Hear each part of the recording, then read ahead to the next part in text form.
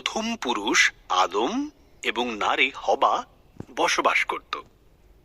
কিন্তু শয়তান ছল চাতুরির মাধ্যমে সাপ সেজে আদম এবং হবাকে প্রলুব্ধ করল।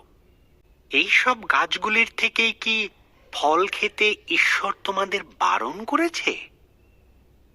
হবা উত্তর দিল, শুধু মাঝখানের গাছটির ফল খেতে বারণ করেছে। যদি খাই তাহলে মারা যাব। তুমি মারা যাবে না। ঈশ্বরের ওই গাছ থেকে ফল খেতে না দেওয়ার পেছনে বিশেষ কারণ আছে। যদি তুমি খাও তবে তাঁর মতন হয়ে যাবে। তিনি যা জানেন তা তুমিও সব জানতে পারবে। হবা ফলটি খেল। সে তার সঙ্গে আদমকে কিছুটা ফল খেতে দিল। আদমও ফলটি খেল এবং খাবার পরেই তারা এমন কিছু জানতে পারল যা তাদের জানা ছিল না। একটি বিষয় তারা জানতে পারল যে তারা উলঙ্গ ছিল।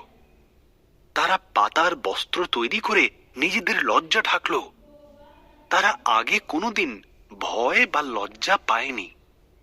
তাই তারা বুঝল কিছু একটা ভুল হয়েছে।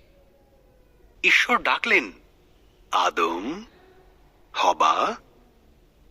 আদম উত্তর দিল, আমরা লুকিয়ে আছি, আমরা উলঙ্গ।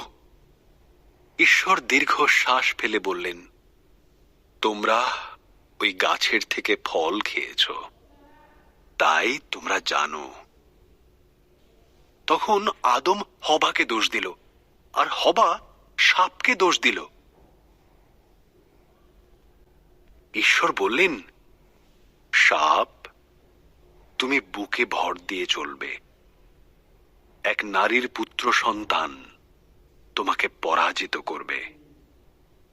হবা, তুমি কষ্টের সাথে সন্তানের জন্ম দেবে। আদম, তোমাকে খাবার সংগ্রহের জন্য অনেক কষ্ট করতে হবে। এরপর ঈশ্বর আদম এবং হবার জন্য পোশাক তৈরি করে তাদের পরালেন আর বাগান থেকে বের করে দিলেন। ঈশ্বর এক স্বর্গদূতকে জ্বলন্ত তলোয়ার হাতে দিয়ে সেখানে রাখলেন, যাতে তারা আর ফিরে আসতে না পারে। তাদের পরালেন আর বাগান থেকে বের করে দিলেন।